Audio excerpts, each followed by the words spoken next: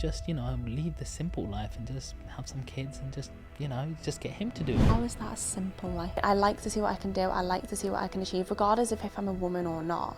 Don't get me wrong, mums bring so much to the family. They are the gel of the family. They cook, they clean, because that is the old school thing of what mums did. So I always had a vision. From the get-go, I always had a vision. As I said, I used to save every bit of money that I had so that I could always have the nicest things, and I never asked my parents for anything. I think some people, especially men, I think some men can be intimidated by women that are trying to succeed. And I think it is because in their heads, they like to perceive women in a certain way. Today's guest, she actually started entrepreneurship at the age of 14. She has a 6-figure social media agency company. So please welcome Abigail Clark.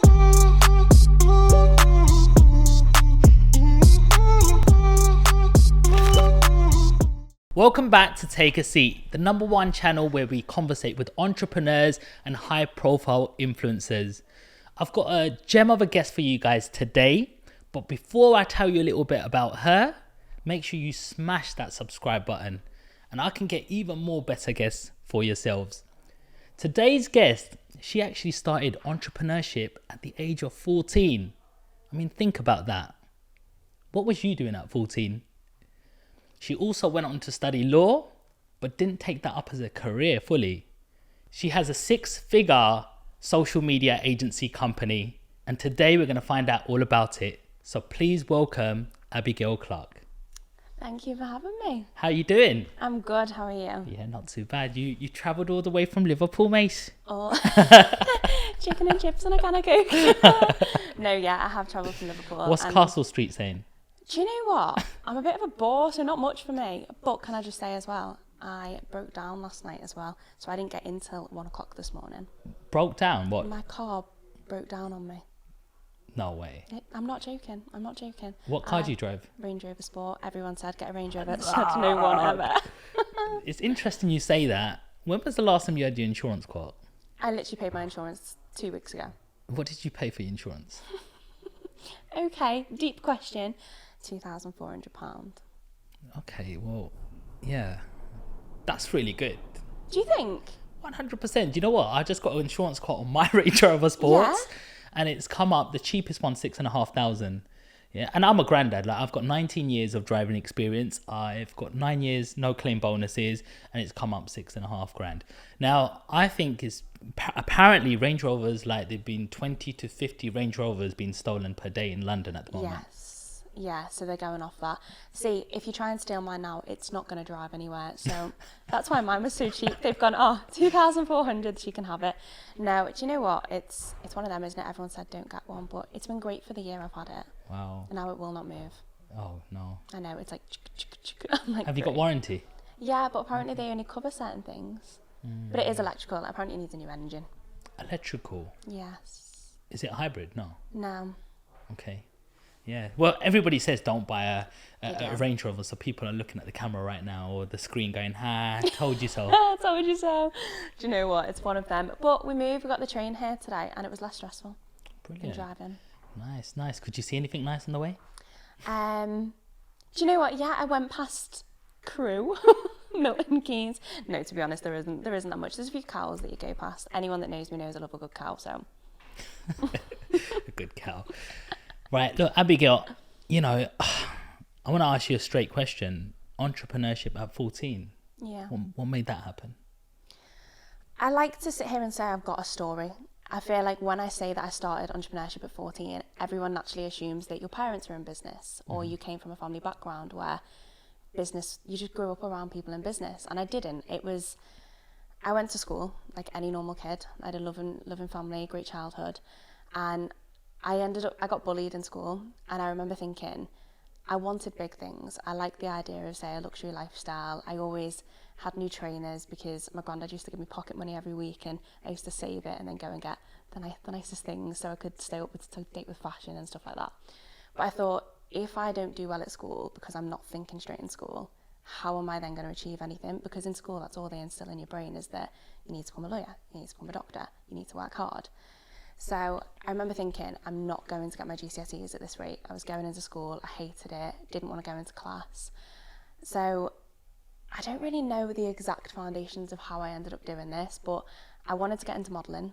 So got into modelling, and that's when I thought, these shoots that I was doing, you could grow your portfolio for free because these photographers wanted to gain their experience.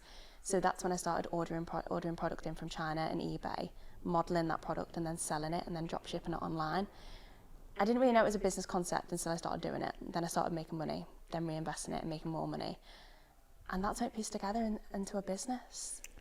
Yeah, I mean, if you didn't get that inspiration for your mum or your dad, what actually said to you, like, school wasn't teaching you this. They were just saying, what's 2 + 2, what's 5 meters squared of this sort of thing. Like, what got you to think, all right, I might not do so well in here, but I could buy something and sell it for more? Like, so there was a company at the time, and I'm not allowed to disclose it at this moment in time because of issues that went on when I sold the company.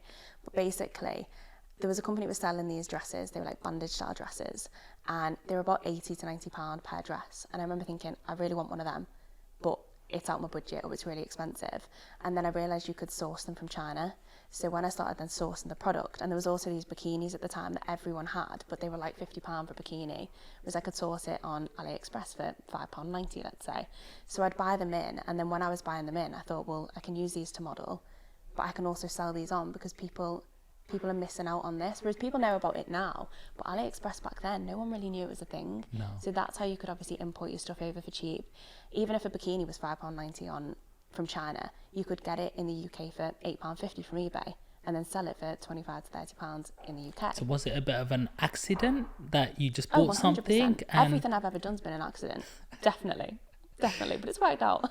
so you're quite an inquisitive person, or that's one of the traits that you have? Definitely. I think when I think of an idea, I've had to then create an ideas bank in my head and the notes section on my phone, because otherwise I'll come up with an idea and I'm like, there's a gap here, we can do this, we can execute this, because I've definitely got an entrepreneurial mindset. Nice. So you've decided to model some of these bikinis that you've bought. Was you confident that you're going to be posting this online and people are going to see you sort of basically half naked sort of thing? Yeah. Like, as a 14-year-old, are you self-conscious, or is one of my school friends going to see me like this? Like, did any of that go through your mind, or did that actually happen? Do you know what? Because I was getting bullied in school, I genuinely thought, this can't get any worse. And if I can profit from it, let's profit from it. What was you getting bullied for? So I had like a group of friends in school and got on amazing. But then it was originally when I'd started modelling. So there was kind of like, everyone will sit at the back now and say it was jealousy. There's all this like horror jealous traits, which you do get in school. And I never like to sit there and say it is, because I think there's more to the way you look or the way you act.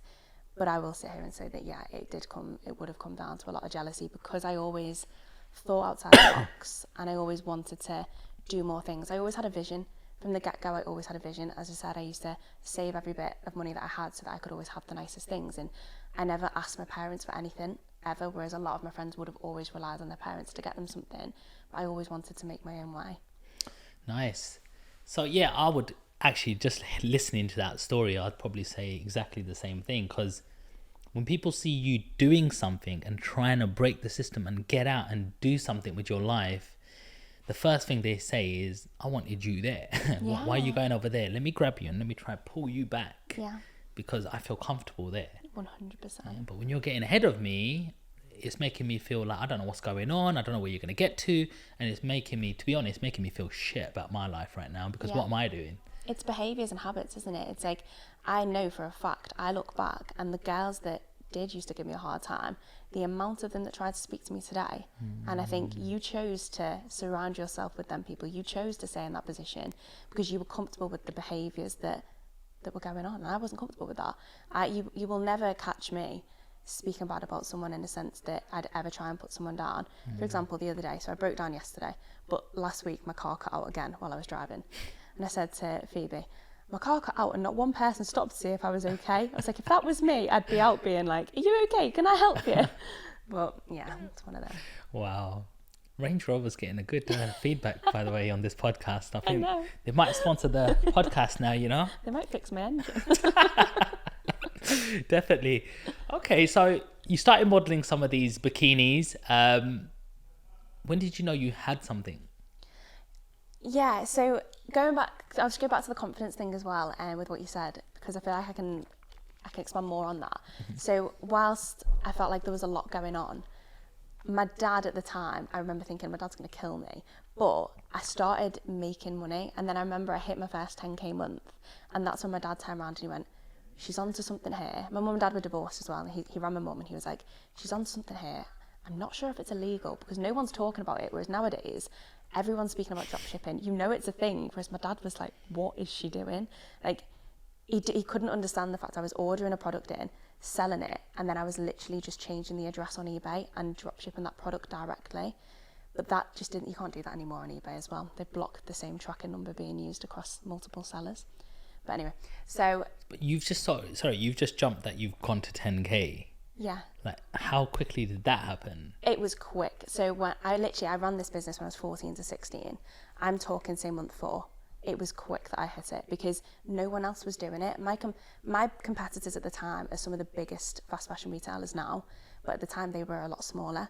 So for example, there's, I'm going to say Opoly. So they are killing it at the moment. At the time, they were only selling on eBay as well. So they actually became one of my suppliers at the time that I would use to then sell product from.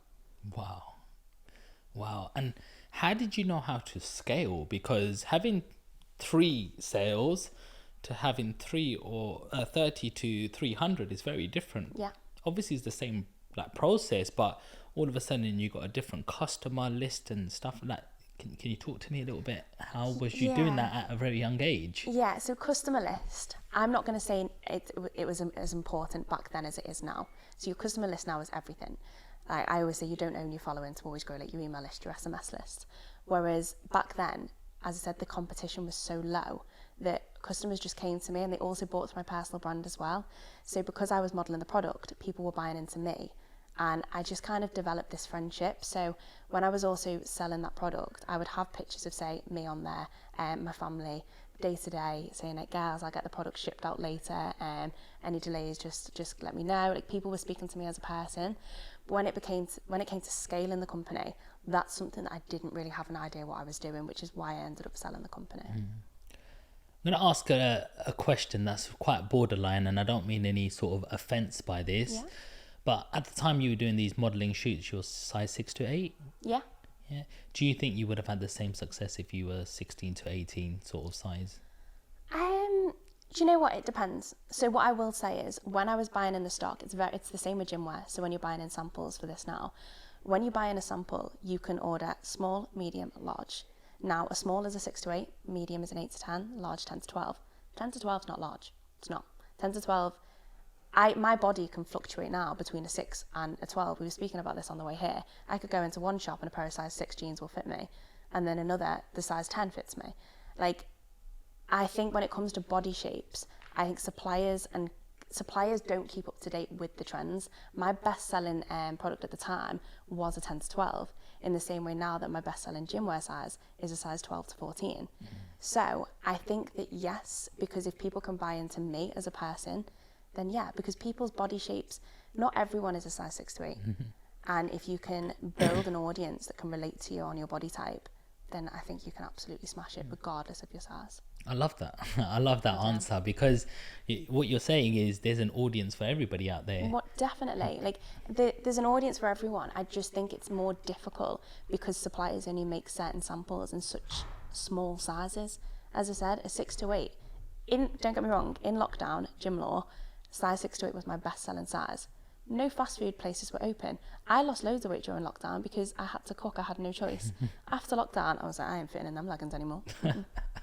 So Nice. So you started making £10,000 in this company. Yeah. Your dad's now interested. His ears are open. Like, what's going on? Is this illegal? Is this Yeah. not? She's onto something. Yeah. What happened next? So I was still in school, and obviously I'm running this company on the side of school. I knew deep down I loved what I was doing, but I couldn't figure out the processes because no one in my family had done it. I wasn't surrounded by a network of people that could guide me and say, this is what you need to do next, or so-and-so's done this. And it wasn't as though there was competitors that I could look at with an understanding, because social media nowadays I think is so accessible that you can say, okay, I'm going to use them as inspiration. I was so stuck with this inspiration because your inspiration was shop fronts. It wasn't really the online e-com stores. So I was just kind of winging the entire journey. So someone approached me to purchase the company. Again, at the time, I remember thinking, is this legit? Is this something I can actually do? Can I sell this company? And after that, I also thought, well, I want to go to uni because that's what school's telling me to do. Mm-hmm. I want this nice lifestyle. I want to be able to provide for my family. I want to give back to them what they've given to me. So I need to go to uni and study law. So that was kind of the route I was aiming for. So that's when I ended up selling the company. So you sold this company that you built up after two years of running that. Yeah. Can you disclose roughly how much you sold it for? Yeah, I think so. I sold it for 37,000, so it wasn't a lot at the time. But when I sold it, I remember thinking, if I sell this, I didn't know how to value a company at the time. I wouldn't do it the way I did it at the time. But yeah, it was literally they already had a fashion company at the time, but they wanted my customer base. But as I said, didn't have a proper email list, so they wanted my following, and they could see how engaged it was. So when they took that on, the only thing I needed to then do was kind of help them with the personal branding aspect of how I was doing it. I must have worked with them for about 3 months afterwards, and after that, I had no communication with the company. Did they pay you for them 3 months? They paid me up front. The 37k, and then they paid me kind of like an hourly salary at the time, and that was about it. I regret it though. I regret selling the company. Yeah. Why is that? Because I think if school or there was some guidance at the time, I was so driven with that company. I was, as I said, I was modelling all the time. I was shipping out the products. I loved it. If I sit there now and I say that was a passion project at the time, I loved it, but I would have grown it and then either maybe sold it further down the line or scaled it. But I just didn't have that right guidance at the time to know exactly what I was going to do. Did you sell it at the right price? No, not at all. It was making £10,000 a month. And what would you have valued it now? How would you value that company? It depends, because obviously it goes off what people are willing to pay. If I look now, it depends with the competition that's out there. But at the time, I probably would have looked to, if I was scaling it myself, maybe around the £100,000 mark. Definitely. Without a fail. What did you do at that 37k? Range Rover? Yeah, not a chance. So I do reinvest everything I've got. So that 37k, I literally kept that in the bank. I moved out when I was 18. So at 16, I then went to college, kept that money in the bank. I was still dropshipping at the same time. So I wasn't dropshipping on a mass scale. It was just on eBay. So I'd find products and I wouldn't do all like the legwork of the modelling. I would just kind of take that product, order it in, get my own photos and then drop ship it. But yeah, I just kind of saved it, and then that's obviously built up, and then I reinvested everything in gym law and my agency. Okay, and so talk to me a little bit about uni life. Uni. Yeah. It's an interesting one, because I think when people talk about uni, they talk about going out, getting drunk, living the high life and having their best days. I did law. I was in 2 days a week, maybe half a day maximum. That was a full-time degree. Wow. And after that, I wasn't in uni. So I think everyone overcomplicates these degrees, saying, don't get me wrong, it's not easy. But 2 days a week out of a 7-day week, there's 5 more days that you can get other things done. Really, I didn't think it was overwhelming at all. What was you doing with the rest of your time? So I worked for 2 days a week with an IFA. So I was doing like his admin. And I used to go in, it was one of my neighbours, he knows now, but I used to go in, and because I was still drop shipping, he was never in the office. So I'd have a few hours work that I needed to get done, and then for the rest of the day, I'd write out my address labels and do some drop shipping while I was there. So IFA, for people who don't know, is an independent financial advisor. Yeah. Okay, and how was that admin work? Did you learn anything from this job?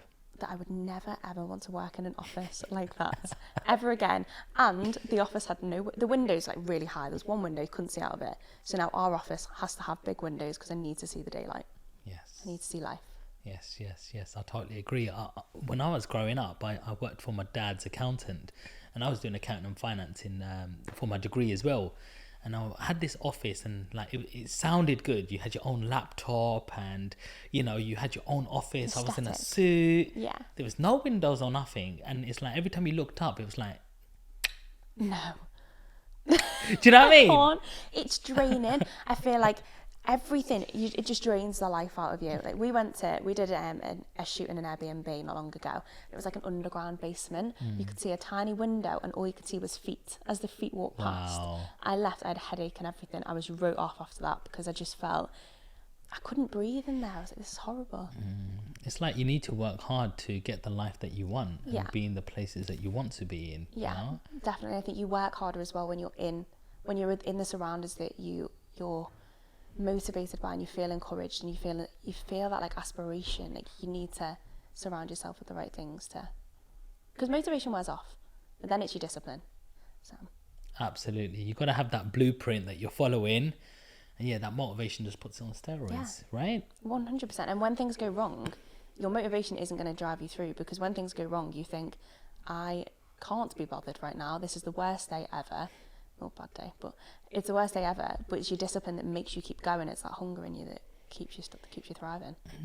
You've had some really good sort of discipline instilled in yourself. Like, how was it like even before 14? Like, let's go back there. Like, how was home life? Like, what did you see around you growing up? You mentioned that your parents split up. Like, talk us a little bit about that. What are your memories of your childhood? Oh, do you know what my childhood was? It was good. So my dad was a bodybuilder growing up, so he was always in the gym. So every single evening I was in the gym, regardless of the day, the time. Like, I would finish school and I would go and sit in the gym with my dad.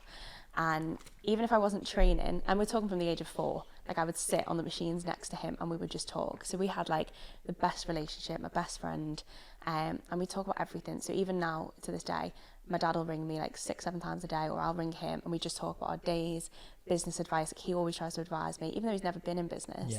He just is always there for me. And it's the same with my mum. Like, my mum she'd come to the gym, but she'd hate it. She'd be like, oh, I can't wait to go home. But at home, she was just always that mum that, regardless of how much money she had in her bank, she wanted to make sure that we had everything. Even when she was skin. Like, I went to private school. So primary school, I was in private school, never fit in at all. Year 7, she kept me there, and then she pulled me out in year 8 because she was like, all these kids had everything. They had the top cars, the top clothes, but all by mum and dad, and I just I could never grasp it. Like, she used to drop me off in this little Fiesta, and everyone had like the top BMs, Mercedes. And I used to say, like, no matter what, she always wanted us to do the best. She wanted to make sure we had everything, and they both did. They both just worked so hard to make sure that me and like my brother had the life that we've got. But now, when they divorced, I remember thinking, this is the worst thing ever. Like, I want my mum and dad to be together forever. But now it's the best thing, because I've got my new brothers and sisters, and they're both, so my mum's remarried, my dad's got a new partner, and they're both so much more happier than what they were when they were together. You just don't see it at the time. Nice. Like, from what I can see is like, like, I used to do bodybuilding as well. You need a lot of discipline. Like, you need to get up on the days that you don't want to get up. You need to push what you need to push through. And bodybuilding, like, it's a journey, that is, you know what I mean? Because it is a journey. Unless you're doing like steroids or something, you like, your body, you need to look at 6 month on 6 month to see any sort of real changes, or your delts, or your pectorals, or your back muscle, or your rhomboids, or is my legs fitting in with my upper? Am I doing enough cardio? Am I bulking? Am I cutting? Like, do you know what I mean? It's a real chicken and rice. Exactly. It's an art. And then sometimes you're like, am I carbing up? Do I need to go low on carbs? Am I looking too flat now? How do I get pumped back up? Or I want to, you know how it is. Definitely. But it requires a lot of discipline. And, I always think that people take inspiration of people around them growing up, because there's all these beliefs and all these discs that you're being programmed with. Because everything right and wrong is what you're seeing as you're growing up. And it's your first incidence of something happening. Maybe like, I always try to find out more about a person, go deep. Like, I can see that you're young and you're an entrepreneur and you're really driven, but I'm really also trying to find out what makes Abigail that person. Like what built me to this. I would say, this is another positive, when my mum and dad divorced. So my mum used to do all the cooking.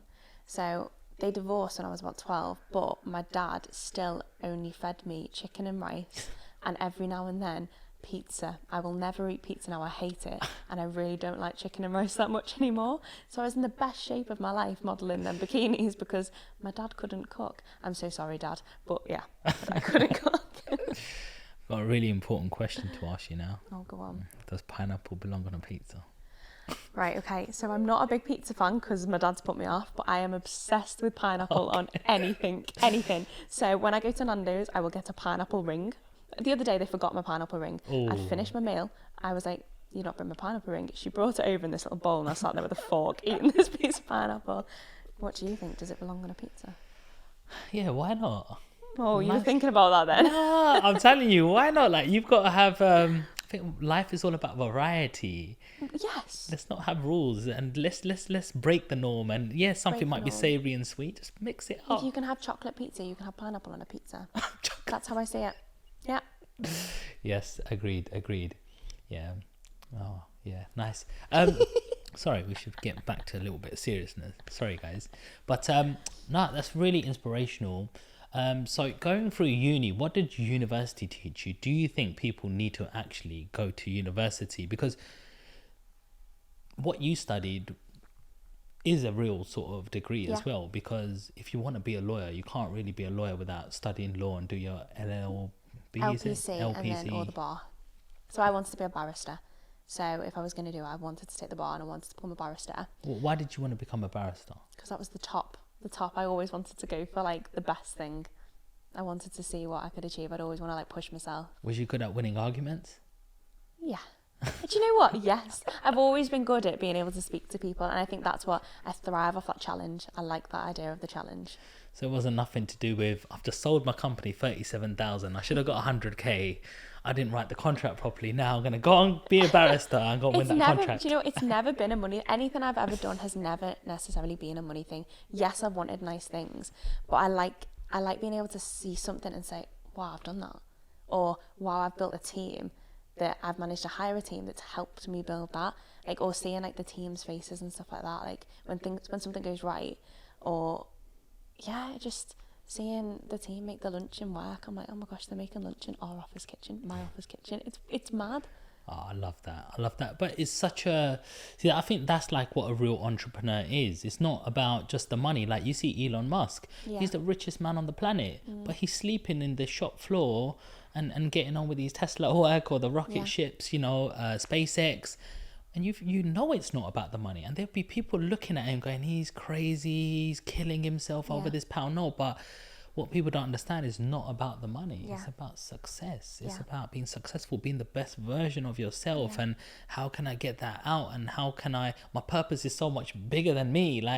Because when you're doing, for example, your social media agency, it's not about you. It's about your clients and how well they're doing, right? Yeah, it is. And I want to be able to also show like my brothers and sisters that if you keep going, you can achieve anything. Like, yeah, okay, don't get me wrong. They sit there and they think if they ever want anything, it's Bank of Abby. They're like, Abby. Or we go to the shop and they just want. But they're also like businesses instilled in their brains now. So my sister's, Amelia's 11 and it's just been her birthday and she asked for a vinyl printer so she can make tote bags. Nice. So she's starting a brand called Totes Amelia because she's just dead funny and like she just loves it. Then I've got Harper that wants to swim for the Olympics, so she's like dead on it. She swims 2 hours a night every single night and also swims in the morning now because she's so driven and she sees me graft my bum off basically. And she says like, if I want this, I'm going to do the same thing that you do. And then my little brother, he's 8 now. He's going to hate me for saying that.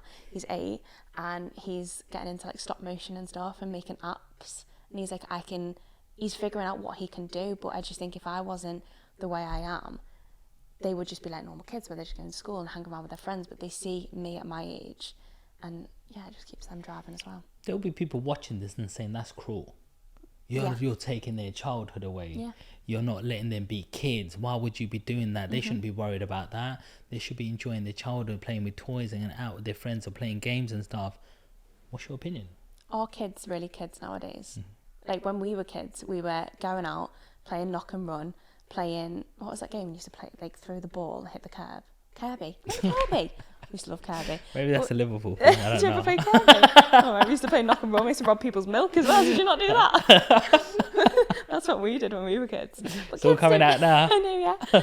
Keep your shoes on. No, joking. Kids aren't kids anymore. They sit there. They scroll through their iPads all day. They're on TikTok. They're on the Nintendos. They're not kids or YouTube. Kids sit there and watch absolute God knows what on YouTube. They're watching other kids that are making loads of money from YouTube because their families or their parents have set this YouTube channel up for them. Like my siblings can either sit there and do that all day. and make other families money, or they can sit there and go, oh, this is a cool idea. How can I make something of this? And do you know what? They'll learn key skills now. Like Harper swimming, she has so many options to not swim. She wants to swim because she wants to achieve something. She's disciplined. I love that. I was reading a book about the girl who became the world's best chess player. Okay. It's a good book out on it. I can't exactly remember, but she came through this family where the mum and dad was really good at chess. Yeah. And so they were like national champions.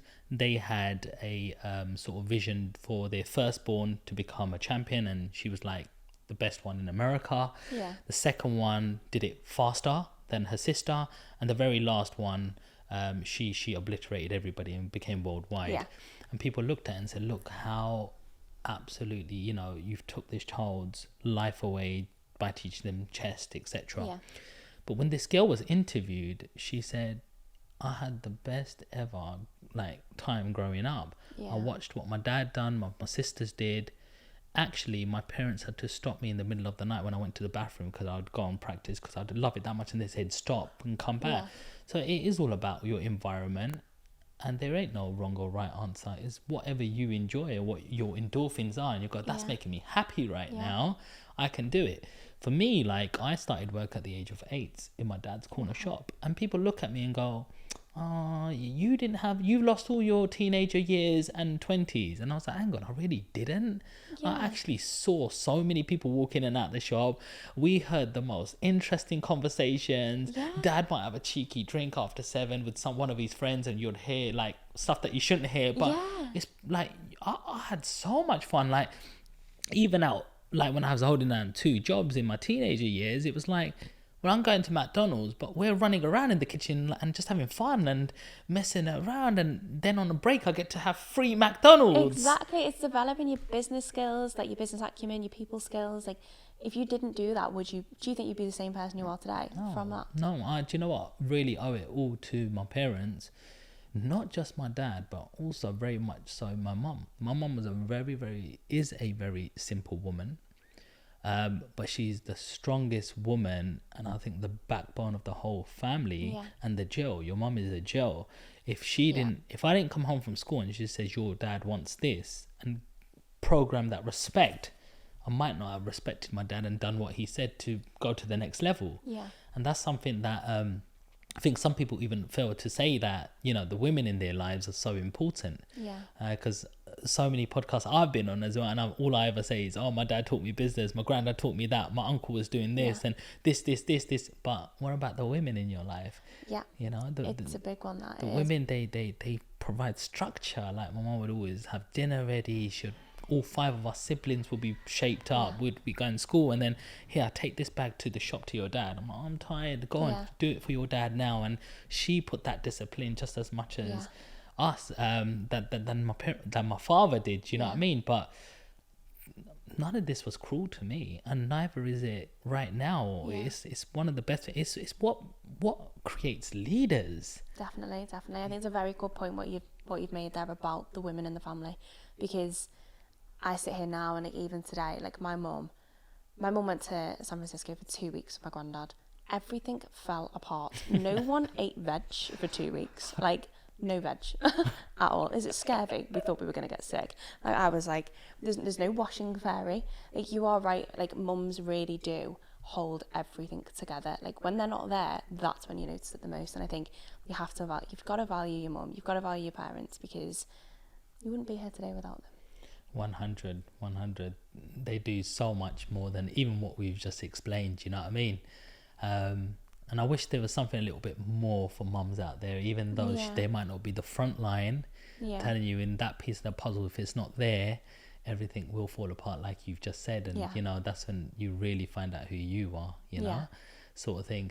Have you ever faced anything in terms of being a woman and being so ambitious, where somebody goes, you're pretty, you should just be on the receptionist desk, and you shouldn't really want more than that. That's easy, and you just got to answer a few phone calls. Why are you doing all of this? You're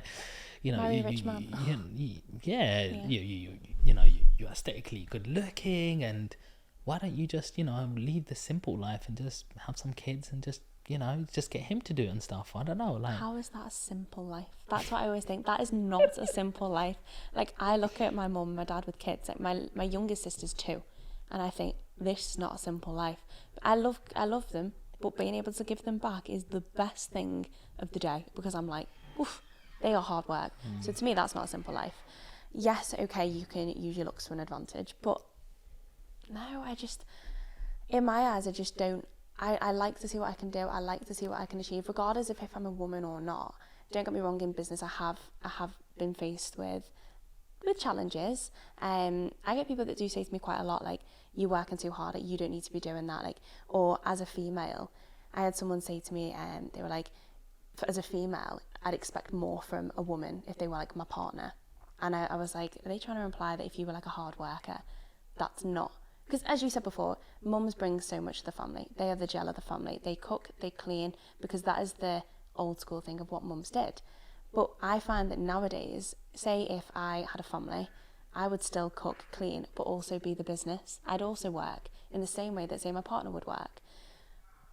It's one of them, isn't it? You choose your hard work. Don't you think that's really rude that somebody comes in and puts their thoughts and projections onto you?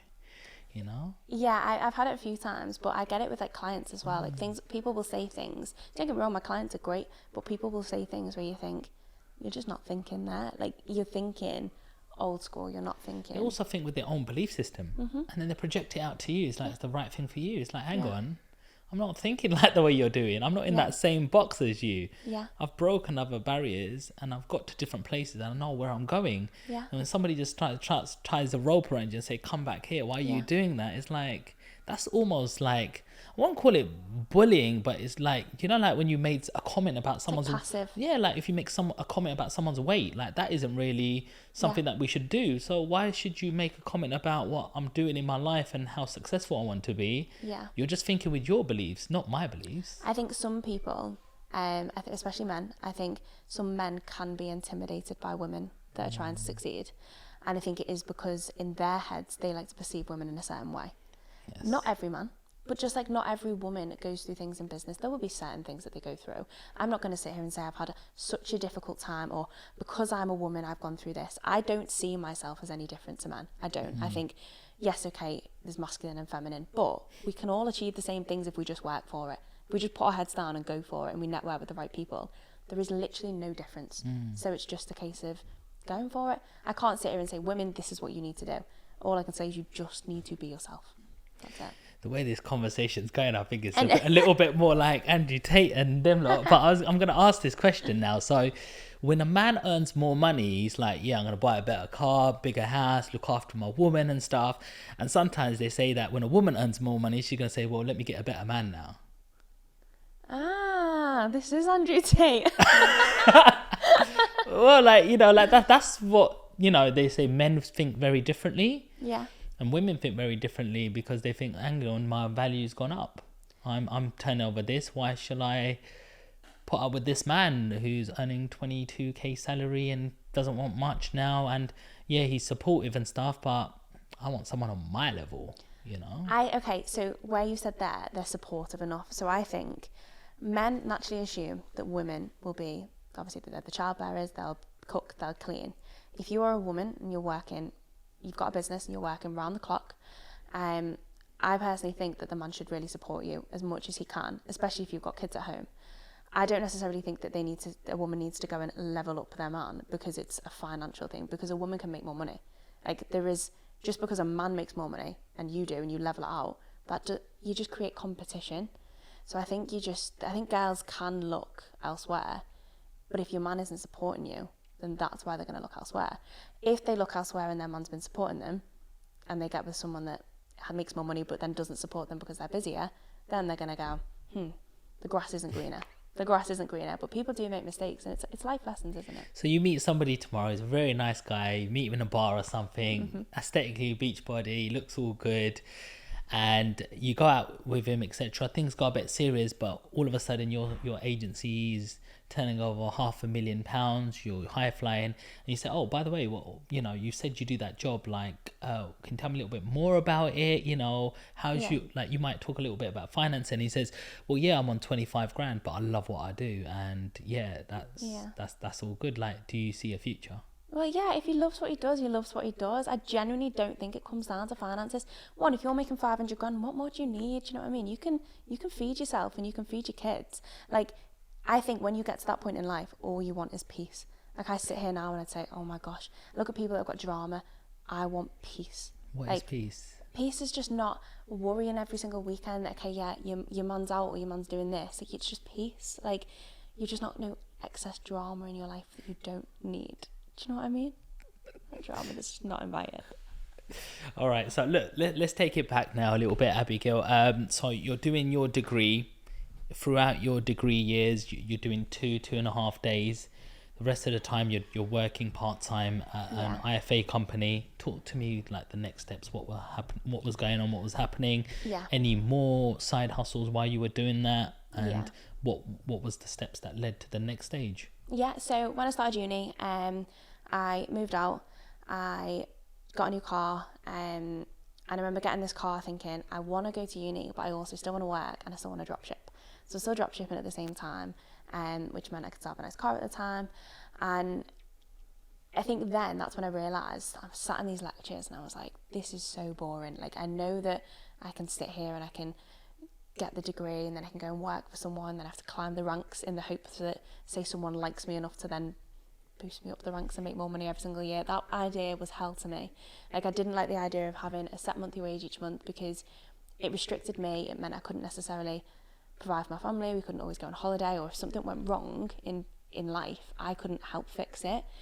So yeah, I decided to set up Gym Law. So Gym Law was set up in the second year of uni now, and it was my dad that kind of helped me, and he kind of inspired me to do it. We were in the gym and I was like, I want to do something different. I was like, I do not want to end up being a lecturer.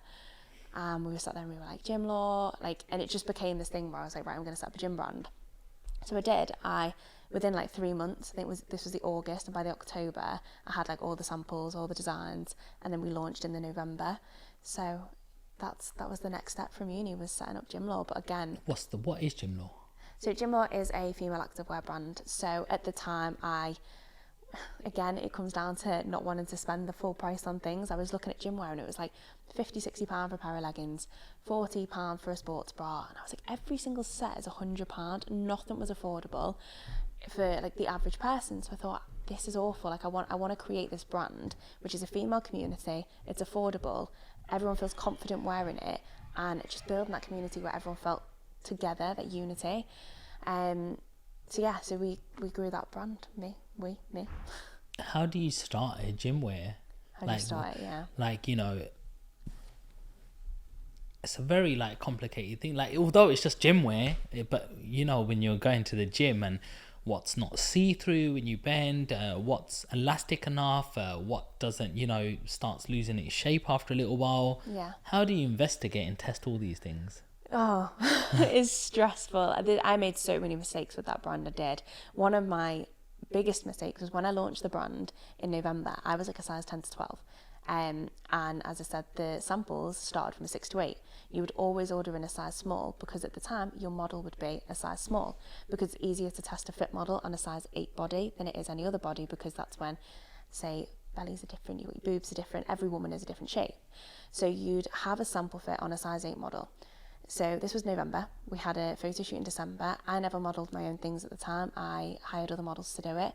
But because of that, because I didn't necessarily feel as confident in my own body, which I look back now and think I wish I did, we then went on to lockdown in the March. So I had no choice but to lose weight to fit into my samples to then model them, because I had no one else to model them. So I did, lost the weight, and then that's when I could really start to see what I thought the gym wear needed. So when things were squat proof, how I needed to improve them, waistbands, having a higher waistband, making sure a sports bra was more supportive. But in the process of that, you also go through more issues where you're developing something that you like as opposed to what everyone else likes. So it is a complicated process, but that's why you need different eyes. So I used everyone around me that I had, even neighbours at the time, to say, what do you think of this? What would you change about this? Just to try and get their inspiration, because the gyms were closed. What are maybe your top 5 things when you're designing a sportswear brand? Like, what are the 5 top things that you look for in terms of quality, feel, breathability, etc.? Well, what are the things that you want to concentrate on? Yeah, so you want, obviously, squat proof, comfort. I always say I'm not a seamless fan at all. I don't like the way it sits on me, regardless of what size I am. I just hate it. So I look for products that have got a seam that are flattering, so they don't just sit on you, but they like suck you in. So breathability is a massive one, because you hate sweat patches. You don't want sweat patches, and you also don't want like itchy feels. You want like a comfortable material that just, it all comes in together. It's like building. It's like a baby. You know, when a baby's born and then it grows and walks. That's what gym wear is like, because your samples come in. The first sample is always horrific. Comes in and you're like, no, that needs changing. And then as you get more samples in, that's when it comes together and you think, that is the piece that I needed. But even then, when you launch a piece, you can still better it. You can still say, right, okay, you get feedback from people and you end up changing it. So really, it just depends on what the customer wants before you can say, this is what I'm going to look for. You need to hear the customer's feedback as well. How do you know the shape of these, items? Because, men, women, etc. Like, we all different shapes and sizes. Some women have smaller tops and then larger like hips and legs, or sometimes they're more skinnier and more larger on top. Like, how do you know the shapes and sizes? Like, it's difficult, but with seam activewear, I find that it's stretchier. So you can kind of say, for example, I might wear a size 6 pair of leggings when I feel like I'm a size 10. Like, it just depends on the material itself. Obviously, different material is different. But they can be quite stretchy. But I wouldn't sell my sets as well as in like a set. They'd be sold separately. So someone could go and buy a sports bra for size 6 and a pair of leggings for in a size 12. Right. So there's that flexibility. But my aim with the brand was to start to release sports bras in like an actual bra size. So you've got, say, 32D, 32DD. And then that gives someone a flexibility of saying, okay, well, this sports bra doesn't fit me, but this one does. Sure, nice. So how did you you set this business up? So you started testing all of these materials and going to market. How did you go to the market differently than you did as a 14-year-old? Before it was like on eBay and Alibaba, etc. How did you bring people to your page now? Was it still on a open page such as eBay? Instagram. So Instagram, a website, and it was personal branding. So as I said, when we went into lockdown in the March, I remember thinking, how on earth am I going to push this brand? It's now, we're coming out Q1, and I was just like, the gyms are closed. I've got all this stock. I'd invested loads of money into stock, and I was thinking, how am I going to shift it? I can't fit in it for one, so this isn't going to work. So that's when I started the live workout schedule.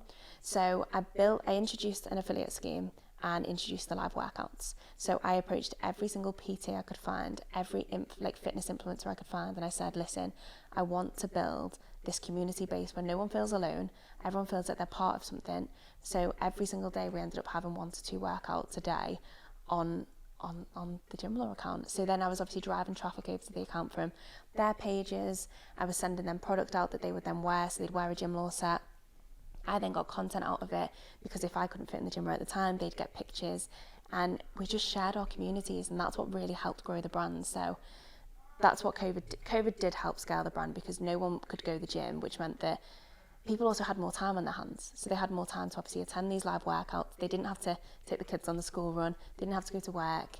And so that really drove people over to the account to grow it. It's really inspiring, really, to be honest, because so many people suffered from mental health, or went through depression, or just went down in the dumps, or said, hey, this is time for me now. I can just lock myself away for a little bit. And there's you in the background in your little workshop. You know what I mean? And going, what am I going to design? How am I going to create community? How am I going to help other people? How can I grow something while everyone else is sleeping? and finish my degree. Do you know what though? I think, as you said, so many people did go into a slump, and some of my friends did as well. I remember thinking, like, I was lucky enough to say that I didn't, but I think when I struggle with things, I distract myself. So if I didn't start that brand and I was just doing uni and I wasn't working, I think I really would have struggled, because my mind is so constantly active that I feel like I need to be doing something all the time. And it is a downfall as well, but I need to be putting my energy into something. And if I'm putting my energy into something that's also making someone else smile, then that just pushes me even more. Being able to see people wear my activewear when they can't go to the gym but they're at home, they're doing their workouts in my gym gear. Even today, people are still doing home workouts wearing gym law and tagging me every day, and I'm like, I built that. I made them feel confident wearing that. Like, I can't even explain how good that feels. Amazing. So you started scaling this new company, you still got it, or is it there in the background, or? Gym law or Aventis? Yeah, gym law. So it's in the background. Now, at the time, I wish I looked to either sell part of the company, because when I started Aventis, it was because gym law got held at customs. So we moved into our offices, and I remember signing this office lease. It was a 12-month lease, and I was like, that felt scarier than anything. Investing money into stock didn't feel scary, but signing this lease felt like the worst thing ever, because I thought, I now have to hold myself accountable to someone else every single month to pay this bill. So I signed the lease, and the first 4 weeks was rent-free. So I remember moving in, and then the next minute they were like, your stock's at customs, you've got no idea when it's going to be released, you don't know what the tax bill is going to be on it, the longer they hold it, the longer your fees are going to be, because they needed to check everything, because it was our biggest load. And I was like, brilliant, I've not got a single penny, I've not really thought this through very well, I've not got money saved because I couldn't keep up with the demand of the product. So that's when I ended up setting Aventis up, completely by accident. I just had to think, when I ran gym law full time, the only thing I ended up outsourcing in the last 4 weeks before I moved into the office was my ads. So I'd run all my ads myself, ran all my social media myself, and I'd outsourced my ads, and my performance went right down. My sales were just not there, the reach wasn't there, and I understand there's always that passing over period, but the energy that I put into my brand wasn't being reciprocated from the agency that I was working with. So I remember thinking, well, I can do this for other people. I understand the hard work that goes into a brand. I get what it's like investing your own money. I can do this for other people, and I can show them the same passion for their brand that I had for my brand at the same time. And I think that's why we've done so well with Aventis, because when people speak to me, they see the passion that I've got. They see that if they're going through business issues, I don't just consult them on a social media perspective. I'm like, we need to look at this, we need to look at that. And I think outside the box from an outsider looking in. So Aventis is looking at other people's companies and how they're running their business in terms of marketing and strategies and... Yeah, so we do social media management, content creations. We do like commercial campaigns, UGC campaigns, influencer marketing, paid marketing, TikTok shop, Google ads, Facebook ads. So we do a lot. We're kind of like an all-rounder. The team are unbelievable that we've built.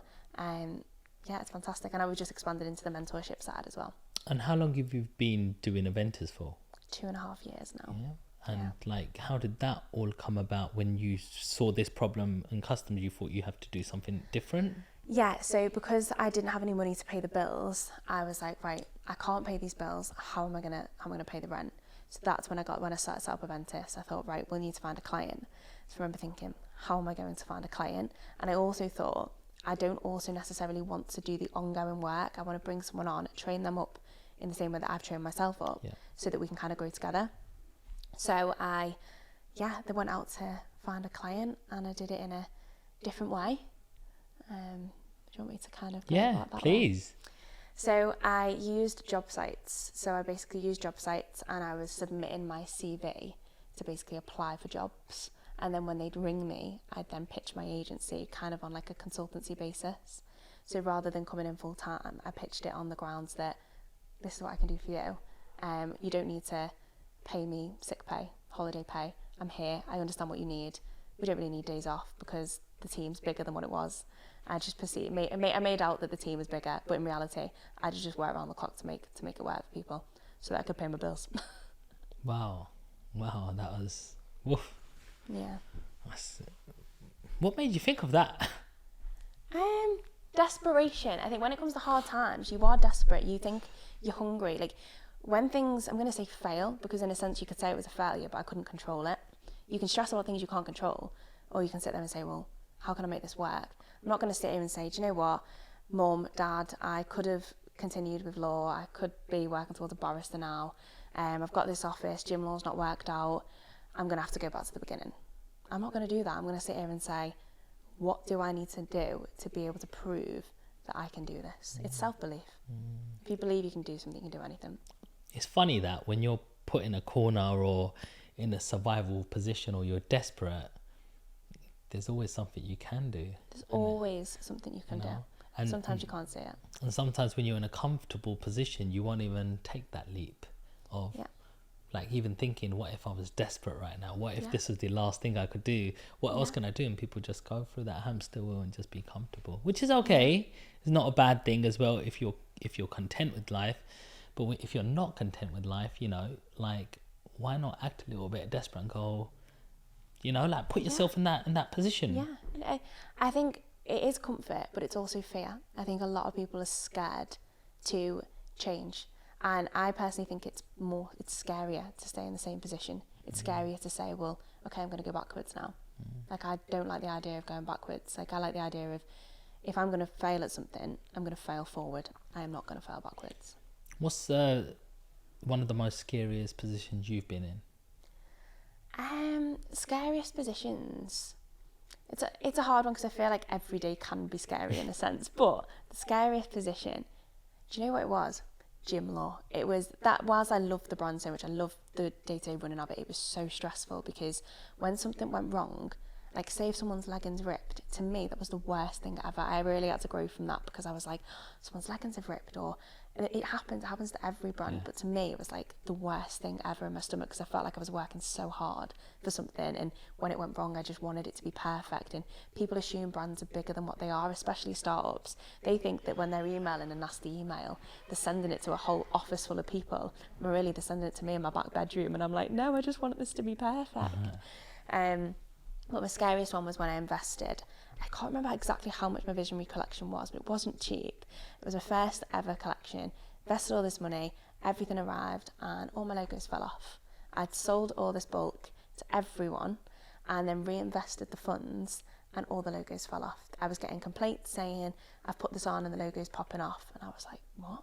It was fine when I had it, but it was something to do with the glue on the logos had just reacted and they were just all popping off. Wow. But luckily I'd built such a good brand that people said, I refunded the profits on it, and they kept the cost. Everyone said, don't worry about it, we get it and we want to see you grow. Wow. Like, because I'd built the personal brand behind it. So and then obviously incentivise people with the next stock that came out, like free resistance bands, the live workouts, by just giving back in a different way.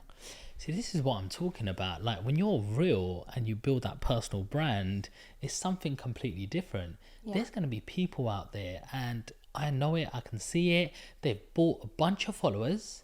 They've pumped up all of their posts and stuff, and you can go on Reels and you can see they ain't got many views. It's pointless. Yeah, and then you got all these likes, 1,000 likes, 2,000 likes, and a silly picture of doing something, but it's the best picture you've seen since a sliced bread sort of thing. And you look at it and I've got 600,000 followers, and you just think this is a pile of shit. When you take something to market, who's actually really looking at that? You're speaking to an empty room, and it bothers me because I think if you're willing to put the work in, because some people do it that actually work hard, they create good content, but they're then buying their followers, and I think you're already putting the work in. Just wait for it. It's gradual progression. If I sat here today and I said, right, you know what, I'm going to go and buy loads of followers tomorrow, it makes me look good. What it makes me look and feel good. It's not going to make me feel good because it's not putting any money in my bank account at the end of the month. It's not making me expand my team. It's making me look like I've got ridiculous amounts of followers and just myself in my bedroom.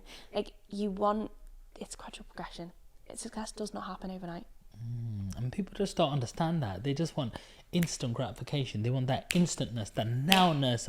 Once I look like that, I will get that. Like, it's almost media. Oh, I'm gonna go and buy that Urus. It's probably all I've got in my bank account, or putting this car on finance. But when people see me in that Urus, they're gonna buy something off me. It's thinking like, you don't need to worry about what other people think, because at the end of the day, they're not putting money on your bank account. They're not feeding your family. Like, they are literally just. They probably hate you as well. They'll see you with a Urus and be like, dickhead. Like, let's be honest, someone drives past you. See, someone drives past you in a nice car, you go, so you do the dickhead. No one goes, oh, it's a nice car, that. They might go, but they naturally assume the person in the car isn't nice. No, like, the UK is such a weird place. It's a weird, jealous place.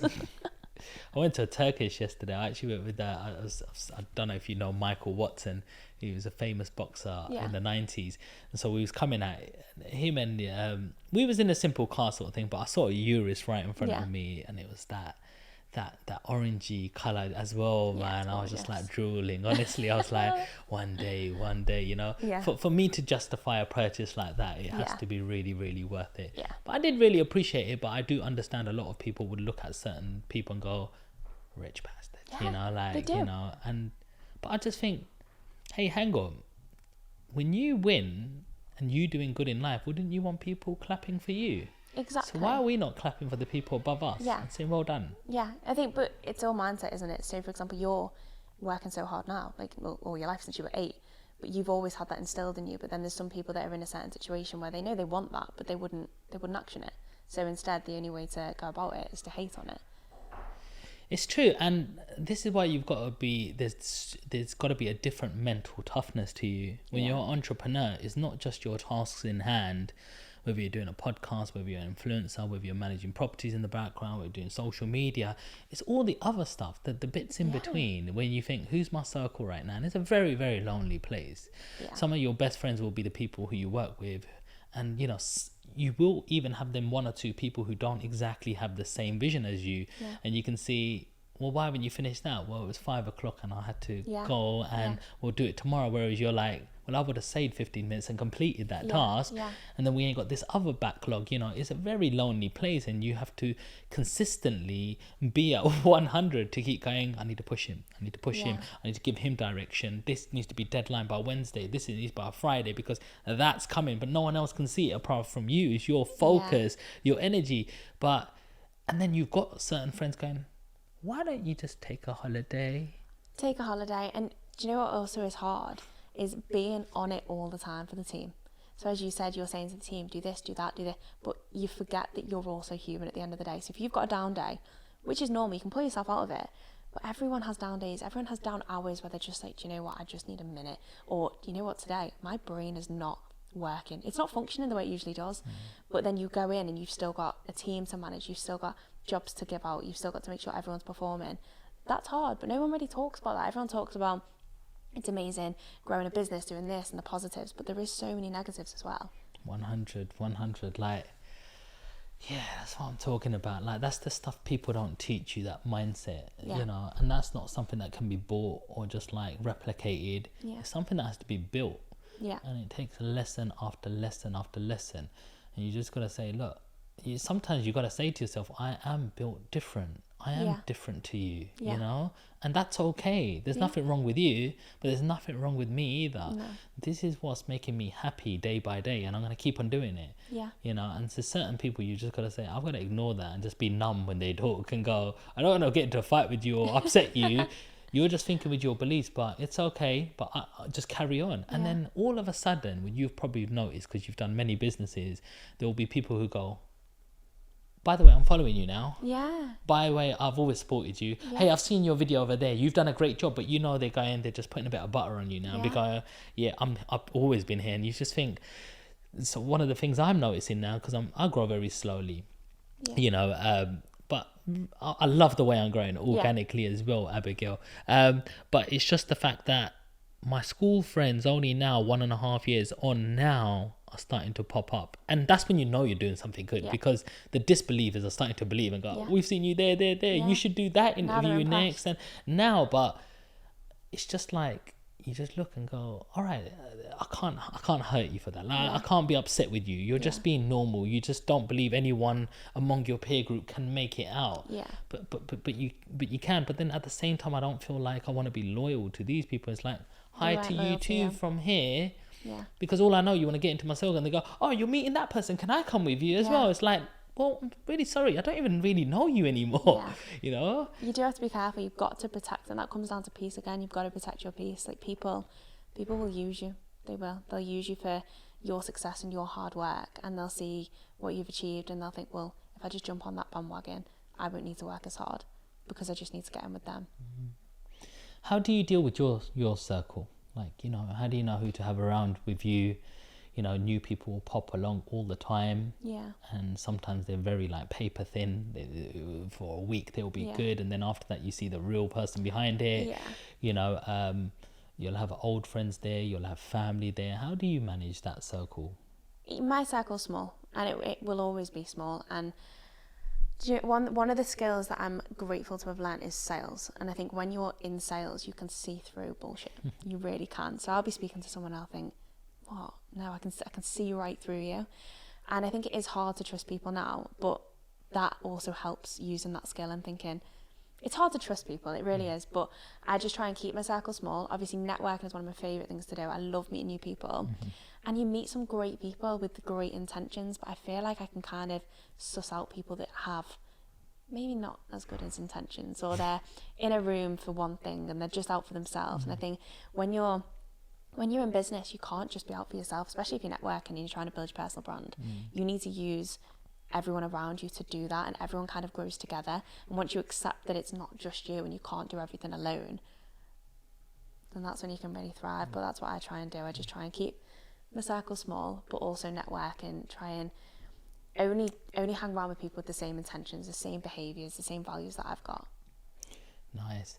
What's your sales technique like? You said you treat things like sales. Are you a hard sell, soft sell, passive sell? Like, what's your strategy when it comes to sales? So, when it comes to teaching sales, it's quite difficult because I'm trying to say to someone, just be yourself. I remember setting up the agency and I was getting all these clients in, I was closing these deals. Someone said to me, I want you to take a look at my sales course. And I was like, okay, I'll have a look at it.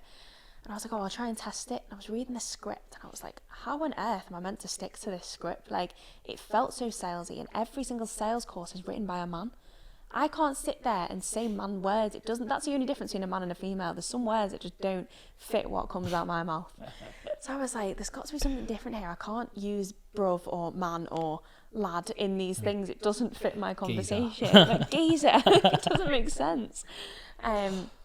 So yeah, my sales technique is literally just being me and being passionate. So from the get-go, I try and get to know someone. I don't really want to know about the business in the beginning. I want to know what they had for dinner last night, because it's getting to know a person, their inspirations, what keeps them driving, their family life, then getting into business and seeing if I can actually help them. I'm not just going to take anyone on for business. I want to know that I can actually help you as a business. If I can't, go somewhere else, because it's not going to benefit me, it's not going to benefit you, and it's going to waste both of our times, and I want everyone to succeed. So why do you think there's so many people out there who like you're a podcast host, right?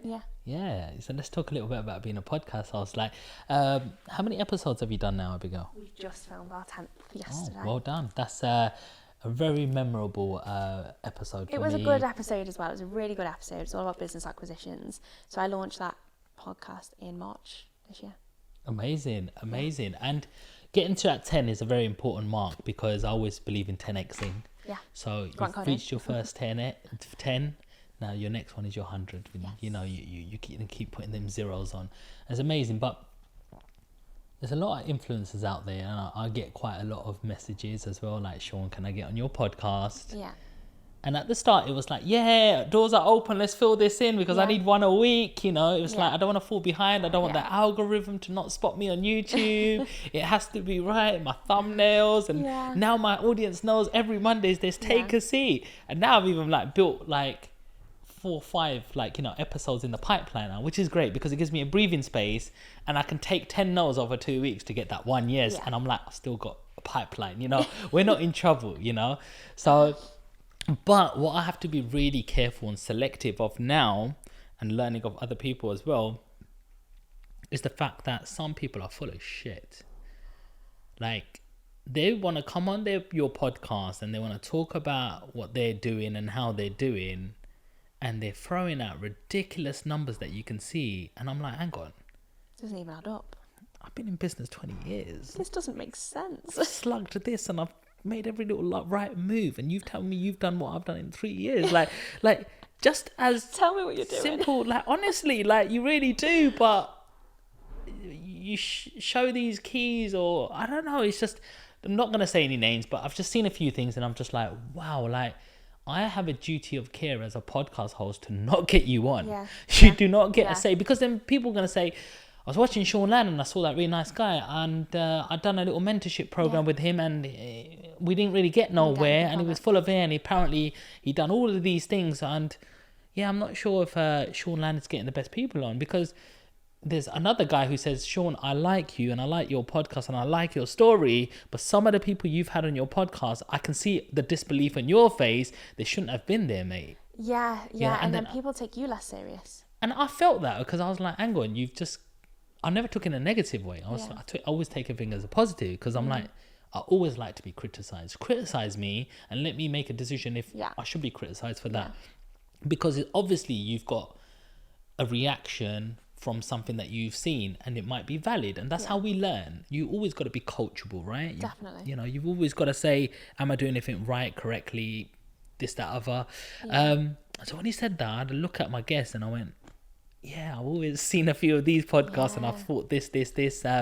So what is the goal of your podcast? I think it's funny you saying that, because I'm really selective with who I have on my podcast. So I want it to be business focused, but I also want it to be with people that I think you are real.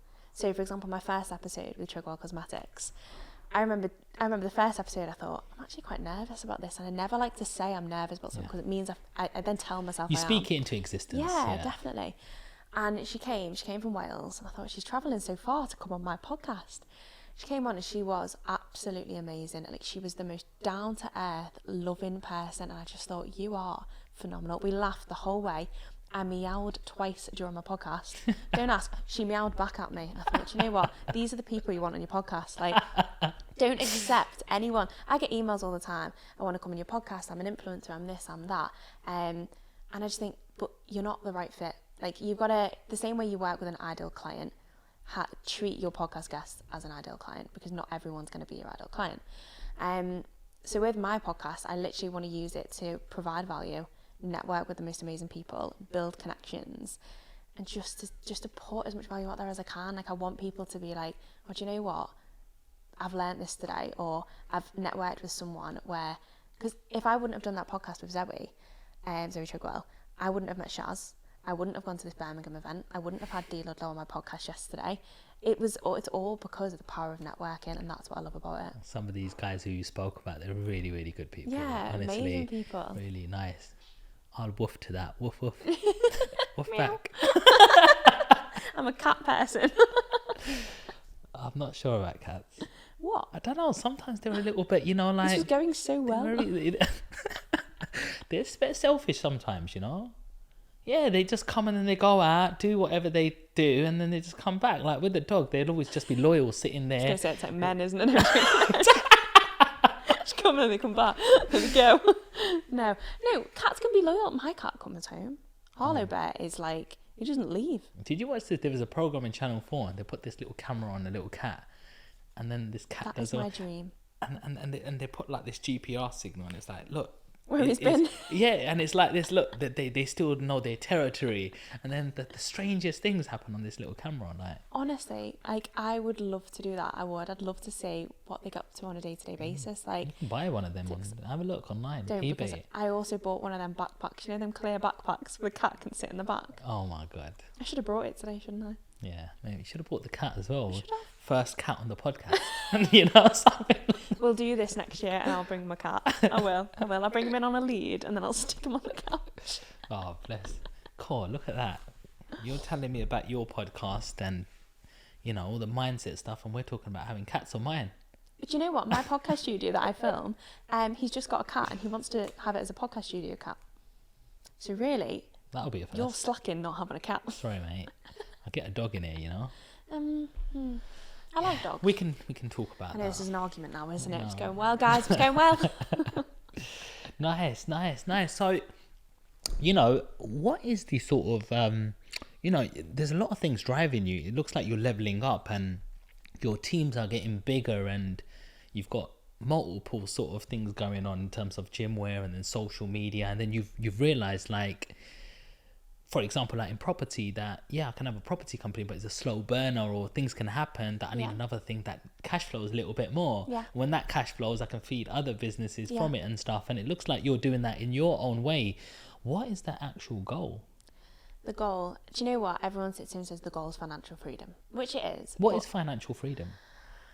Just when I think of financial freedom, obviously everyone's, I think, is different. It's because depending on what your overheads are, it is different. my goal is, it always involves other people. And it was someone said to me the other day, they were like, what do you want for you? And I was like, I feel like I'm young enough to sit here and say, I'm not really too sure yet. I just want to look after the people that are around me that have helped me get to where I am today. So I say I want to retire my parents. Obviously, I want a nice house and a car and things like that. But I always say I want to retire my parents.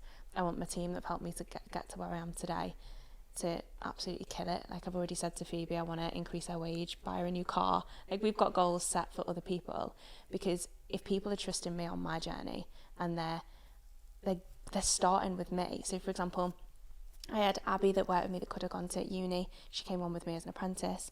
Phoebe could have gone to uni. She didn't. She chose to come with me full time. She trusted me. She trusted me to get us to where we want to be and to give her the job that she loves. So my goal is to keep them happy while I figure out exactly what my goal is. And if my goal is to grow businesses and make sure businesses are thriving, like every day I have a client that comes to me and they're literally on the floor. I had a client the other week that was actually crying on the phone to me, and they're like, we need your help. And I was like, let's do it. Like that makes me happy. So to me, helping them get to where they want to be, that's a goal that I didn't even know I had in the beginning. I sense a lot of loyalty there. Yeah. Loyalty to your parents who fed you, clothed you, got you into schools and supported you. Loyalty in terms of people who work with you and you're treating it like a proper team. Yeah. You know, and that's quite rare to find, because people are very selfish and going, me, me, me. When I get there, I've done this all by myself. I chose to get up. Oh, I'm leading this team right now. I'm giving them something in their pocket right now. Me. Where does that loyalty come from? I think because you can't do everything on your own. Don't get me wrong. I work around the clock. I work hard to get the things I do done. And I come in and like sometimes the team will be like, when have you done that? How have you done that? And I feel like I don't always give myself enough credit as well for what I do. But I naturally like to reward people and actually like to make people feel as though they can do well, or if they've got like a passion, I want them to also like perceive that passion. Like obviously we've got a student. Why? I think it's because I just like to give back to people. Like Why? when I grew up, maybe it comes from, I don't know. I think I don't know. I just like to give back. I like to look after people. As I said, if someone broke down in front of me, I'd get out and say, do you want me to push your car? Because I'll push it. Regardless of how busy I am, I'm pushing your car.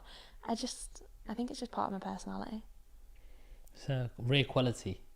It is, because sometimes it can bite you. But don't get me wrong, if someone crosses me, they know about it. Yeah, they do know about it. They don't get like many chances, is what you're saying. You give people benefit of the doubt. Yeah, like what I also find in my business is I don't have any bullshit. I've had that. I've had where I've hired the wrong people. I've been dead nice, and then I've thought, this is, people take your kindness or weakness, don't they? And it just doesn't work like that. I think people can take advantage of what you can give to them. And when they do that, that's when you need to like cut a line. But I've made mistakes. But I think being a good person is what I want to be. Is there anything else that you've seen currently that you're what's your next goal, your next step that you're saying? So mentorship. So one thing that I did get from clients is when I'm onboarding a client, my team are fantastic. They love working with my team, but they always say, we want to work with you. And I can't coach everyone. I've only got so many hours in the day. But as I said, I love helping people. So when it comes to helping others get to their goals, or just even when it comes to like mindset, I want to be able to coach people on another level. So we're working on the Neuro Accelerator right now, which is basically a coaching program for course creators, online service-based business owners, and course creators I'm getting lost on coaches. And that's basically where I'm going to one-to-one mentor people. So we'll have like group sessions, community, and it just means that when people want to work with me, they can do, and I've got more of an accessibility in being able to do that. So when people are going to find a mentor, what are important qualities that a mentor should have? So if I'm coming to you, Abigail, and I'm going, right, I want to create a course right now, I want to do better on social media, and I want you to mentor, what am I going to get from you? So when it comes to choosing a mentor, I say you have to go with someone that you gel with.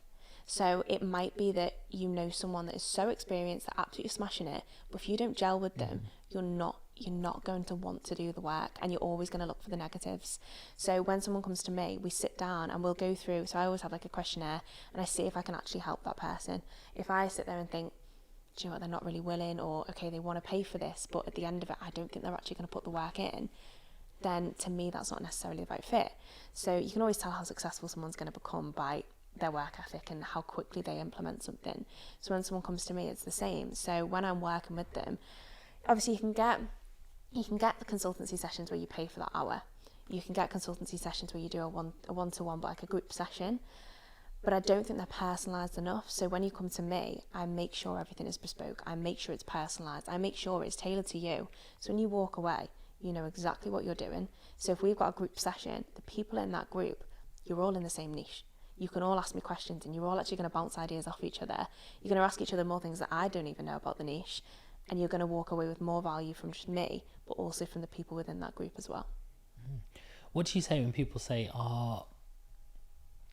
mentorship is like too expensive? You pay for value. I've had people that say, oh, will you discount it? Then we'll see what we get out the first month. Well, no. You can't discount the years you've put into something. You can't discount the graft that you've done. And even when it comes to mentorship, I have people that say to me, Abby, I've done your agency course, but when I've spoke to you, the value that I've got out of you, I didn't expect to learn anymore. And I think it's because when you're trying to teach someone online, you can only give them a framework that you can remember that you've built from the get-go. You don't document the whole journey, and you're always still learning anyway. So you can buy my framework, but I'm trying to update that in line with the fact that every day I'm still learning. So if people are speaking to you on that process and the process that you're always a student, they're just going to constantly learn from you. You can say it's expensive, but I've made expensive mistakes. I can teach you the mistakes not to do.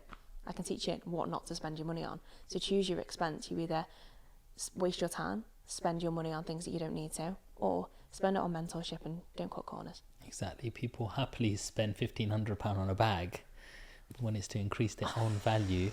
Yeah. It's a bunch of excuses. And do you think that's right? Should I be paying this? So that, hang on, do you want to learn skills or not? Because you've got to understand that I've fallen down 20, 30, 40 times to know this. I'm trying to give you a shortcut. Like, don't do the same mistake. Yeah. Like, I think people think it's not real. They're like, oh, well, if they've done it, I can't do it. There's literally no difference between me and you. Like, what you've done and what I do now, if you spent 6 months, solid hard work, figuring out how to develop a social media agency, you'd smash it because you've put 6 months into it.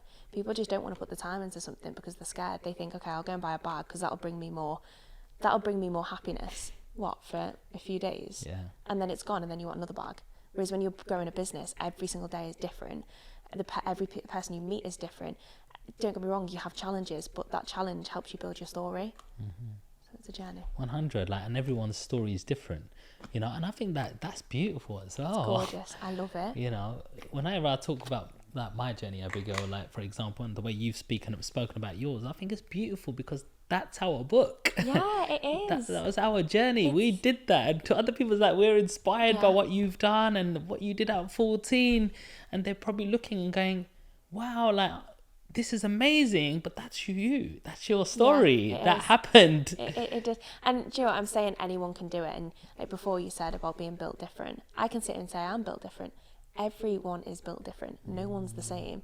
So I can say I'm built different because I do this and that. You're built different because you do this and that. Everyone's built different. Yeah. We all got our own gifts. Yeah. But it's important to leverage all of our gifts and amplify them. Sometimes you got to do things you didn't want to do to get to places where you want to get. Yeah. And so many people go, I'm not doing that because I don't enjoy that. That's fine. But if you got something good going, do it for a little bit longer. Go through that pain to get to where you want to be. Yeah. Because then you can deal the cards how you want to deal them. Yeah. And it was just a little bit, I did that for a couple of years. Like, I worked in some employed jobs, like in West End, Barclays and stuff, and I didn't really want to do it. You walk in and here's your weekly, here's your monthly, here's your quarterly. Why are these sales not done? I did speak to that client. You should have spoke about that insurance. And it's like, but it wasn't right for them. Like, I'm not going to force anything. And it's like, you're going to go down the rankings. And it's like, I don't want to do this, but I'm going to carry on doing it because it's paying my wages right now. And it gives me an opportunity to save, put it into a different asset class, and then I can jump ship after. But you have to, it feels like nobody wants to do that no more. People don't really like hard work. But I say that, I think more young people now are working a lot harder. I think more people are inspired to I think because of social media, people are inspired to work harder, but people are also a lot more confused about what they want to do because they look at social media and they see there's so many opportunities. Like if you're confused in school, you only have to go on social media and then go, oh, I have no idea what I'm doing now. Yeah. Like I get it's overwhelming for some people. I do. Do you think social media is real? No. I think you can get real people on it. I think it's difficult to find. It depends on what context, but I think a lot of it is fake. In the same way that you go through my Instagram and I say, I share with you 5 hours of my week. 5 hours of my week, what is that? You see all the good things, you don't always see the bad things. I try to share more of the realistic things, like my car breaking down. My Instagram got hacked the other day. Oh, wow. It's just little things where you think, do you know what, like, when I have Cocoa Pops or eggs, sometimes I'll have 2 eggs all day and I'll go, I've only eaten eggs today. But I'm trying to incorporate the more real side of things on my YouTube channel. I just think it's easier to do that because you can document the journey. But Instagram is so aesthetic that it's hard. TikTok's more relatable because you can relate to someone. They reward you for more homegrown content as well. Yeah, I think they just that's want more the real. nowness. Like you just whip your phone out, you showed something straight away and it goes viral. And it is what it is, and people love that. Whereas I think Instagram is really difficult to kind of delve into people. Like everyone uses Facetune, they use these editing apps to make themselves look better. Then they want all this cosmetic work doing because such and such has had it done. When you meet them in person, they've not even had it done, they've just edited themselves to make it look like they have. It's difficult. It's sad because certain people are in a position where they're role models and people look up to them, and then they're showing something completely different and leading a community of people going, well, I need to have this or that. Like I remember when Kim K, I think somebody said she had her butt BBL, removed, and then she had it removed, and then all these women were like, oh, we've got to get ours removed now, and it's like, that is sickening. It is sickening. It is but it shows you how much people can be influenced by someone. Now that is something that I don't really have. If you said to me, what accounts are you influenced by? I haven't got one. Like I hate scrolling through social media. My own social media, I don't do it. So whilst I love helping other people, my own socials, I don't really engage with people because I don't like to be influenced by new things, because I know that as soon as I start looking at fashion on Instagram, my algorithm's just fashion. Okay, well, I don't want to sit here and scroll and shop.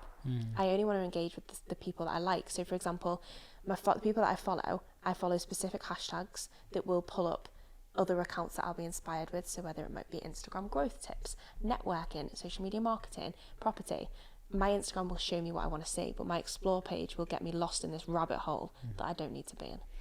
You've spoke about networking quite a few times, and I don't think we've really touched on it. What's the best way to network with right quality people? I'm going to say events. I think events are really, really good. Obviously, What sort of events? It depends, doesn't it? So I think outside the box with ours. So I do property events. Obviously, I didn't have anything to do with property until this year. But prior, it was property events because I can meet people for clients at my agency, or I wanted to go to places where I wouldn't have any competitors. So I remember in December, I went to this big marketing event. Everyone was talking about the same thing. Everyone was a coach. We got more interest because we do personal branding, in addition to our services. But I didn't really get any work from it. But then when I went to a property event, I got loads of work from it because people were like, there's no one else here that does what you do. In the same way that when I went to a trade show, I was speaking to all these different businesses, and they were so interested because they were like, oh my gosh, yes, give me your contact number, let's jump on a call. So I think it really depends, but I'd say think outside the box when it comes to networking. Yes, 100. So put yourself in a different, like you're a piece of a jigsaw. Yeah. So why would you be in a room where all the jigsaw puzzles, the pieces are the same? Go to a different place where you can plug into more people. Yeah. That's thinking outside the box. Yeah, you have to think outside the box. Otherwise, the competition's so high, and you don't need that. So another thing, I probably get about 50 DMs a day saying, hi Sean, love your content, absolutely amazing, you get some really good engagement, but by the way, I do think you could do slightly better. And if you could jump on a quick call with me, or if you like, I provide this service and I will make it so much better. And it just feels like they're all saying the same thing. It's the same thing. It's You all don't the same pitch thing. in the DMs. You don't do it. It's like I always say to people, do not pitch in your DMs. Like if that is your outreach method, that's fine. But try and be personal. Like send a voice note. Like stop saying what your service is in the beginning. Just say, I absolutely love your content, and discuss something about the most recent reel. Speak about something you're actually interested in and build that relationship. How do you with find the someone. real person? Somebody who's just not in a computer, laptop in his room, stuffed up and thinking, I need to make some money. Oh, I'm going to just talk to him a little bit about trending sounds, hashtags. We're going to block up the algorithm. Let's start a few fan page accounts for you so the algorithm knows your face. We'll post them out. We'll do a 4 o'clock and a 7 o'clock every single day. So we're going to hit that algorithm. And, you know, just there's a simple little formula that they say, I'm going to do it differently somehow. Like, how do you know who's bullshit, who's not, what's real, what's going to work? Because I always think what we do know is we don't know. Yeah, I think you can, for example, if you didn't understand social media and someone said to you, this is what I'm going to do, like I get clients that come to me now and say, this person said they'd do this, and I look into their ad account and I go, this hasn't been done. Like, they've literally just sold you this dream and then you've not achieved the results. Then they come to me and they go, oh, we're a little bit wary though, like, we're not sure what we're going to achieve from it. No one can guarantee anything. Someone can sit here and say to you, right, I'm going to scale your account to X. What do you want to make a month? 100 grand a month. I'm going to do that for you. No, you're not. No, you're not. You don't know that. You're going to strategize it. You're going to work as a partnership to achieve that goal. Like, it's not something that you're going to do miraculously overnight. It's going to achieve that goal. So I think when it comes to figuring out who you want to work with, it's, again, just building that relationship. If you've got a relationship with someone and you feel like you've built that trust and authenticity, then give it a test. But don't just invest your money into someone because they're saying they're going to hit your goal. I've had a client that said to me, oh, well, such and such is cheaper. Well, then you're not my client, are you? Because at the end of the day, you pay cheap, expect cheap. Yeah. They always come back.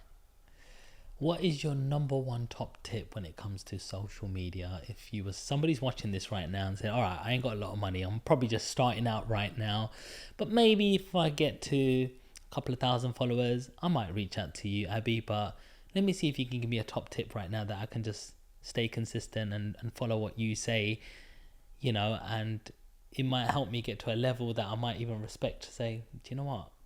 Hi, Abby, I'm here now.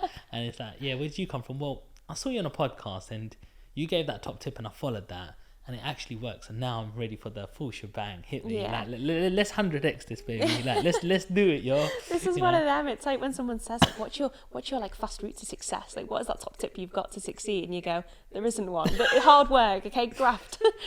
Say it how it is. Yeah, it's true. But when it comes to like advice, I think when it comes to creating content, that is like the most important thing on social media is creating content. People moan they've not got enough time. I moan, Phoebe will back you up and I'll go, I've not got any time to create this reel. Will you do this for me? And she's like, Abby, you've got time because you've told me now.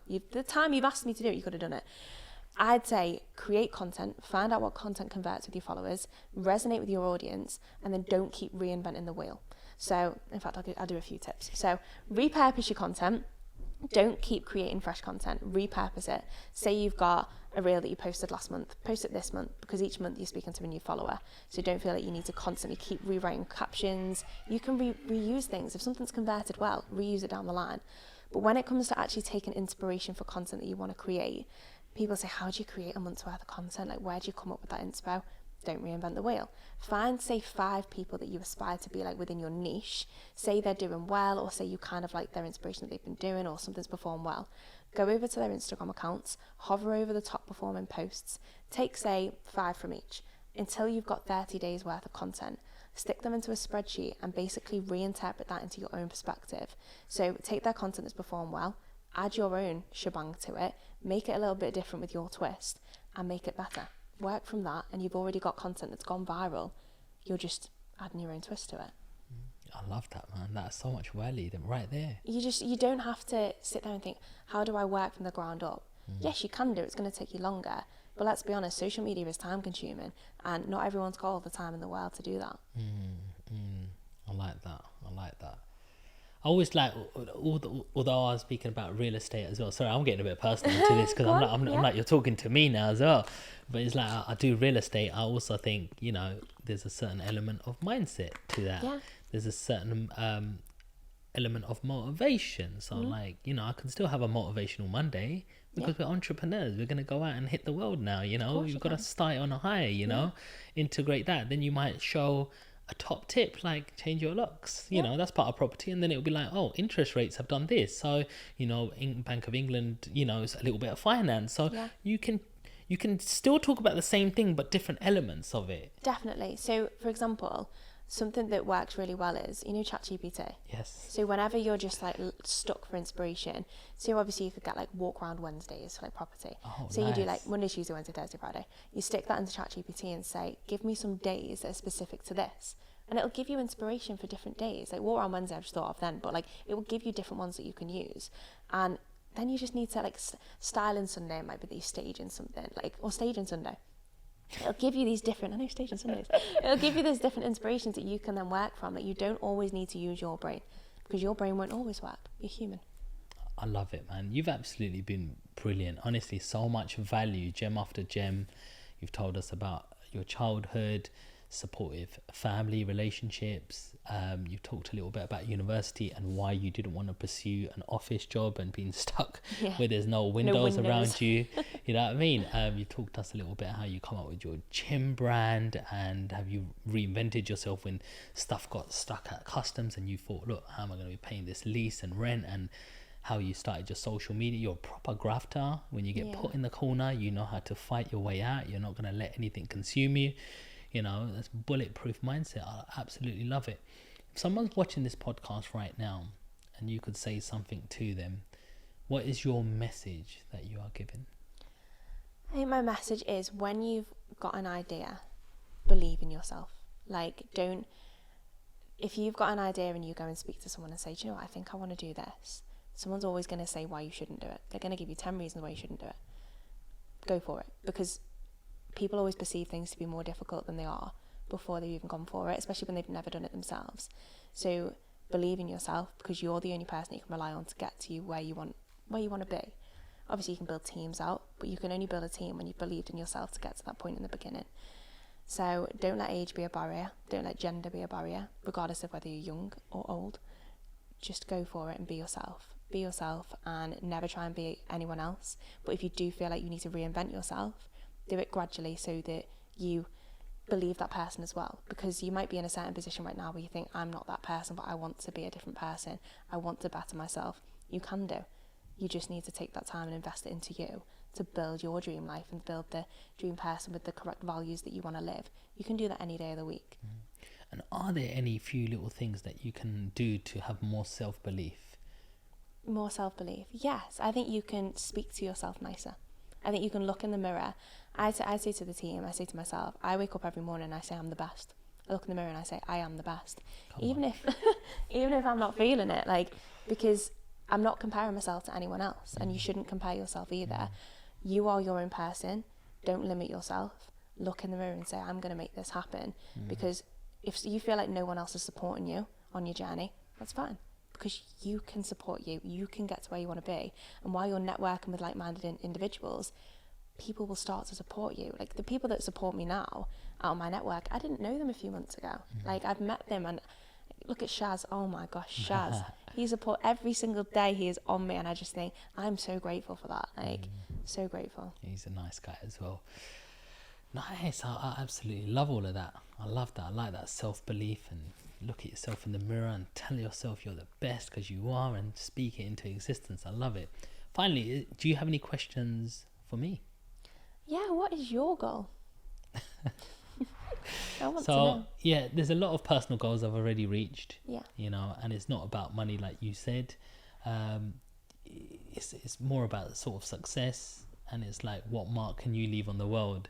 So my ambition really is to potentially build schools, like especially abroad or something. And I really believe I can do it. I've got friends in different countries. I said, do you know the councils? They said, yes, we do.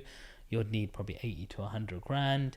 I'm like, well, through my new sort of, take a seat, and through Sean Land, if I can build something that self-generates itself, I'll happily allocate it. And it's not something that I have to like sign a contract that this is what I'm going to do with my money. It's just my personal thing that's what I would love to do with it. And then say, like a little plank saying Sean Land built this school in this date, and in 20 years time, there's an infrastructure in different places where, that community is thriving, and it's like, hey, 20 years ago we made a change, and then that 20-year-olds now have a very different mindset and different life. And because I've come from very basic sort of upbringing, bullying, high-tech trainers, and it was very difficult, and I don't want anyone else to go through that.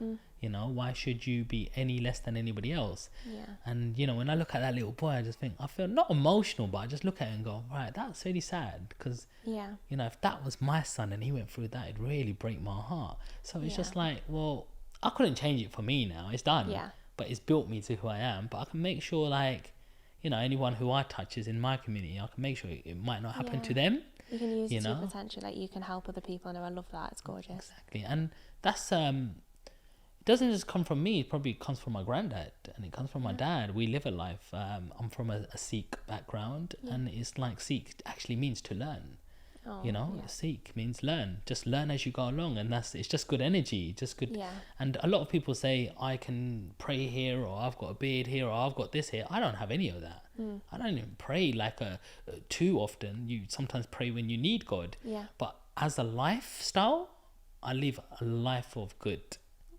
If I can help you, I'll help you. If you're a good person, I'll give you free advice. If there's anything I can do, we'll make that happen. And that's living a life of religion, if that makes sense, in a different way, rather than, I've done this, so now I'm a good person. But you lie, you cheat, you do drugs, you do this. It's a life of good and a life of lessons. Exactly. And that's all it's all about. So it's just about positivity. And I think like that, you're a role model, you're an example. And that's what, that's what I want to be.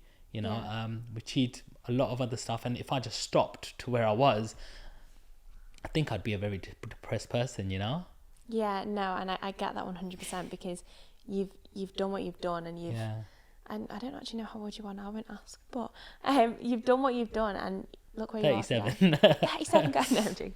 No, you've done what you've done, and look where you are today. Exactly. Even this podcast. Exactly. And it's all about, now I'm not the only one with a story. You've got a story.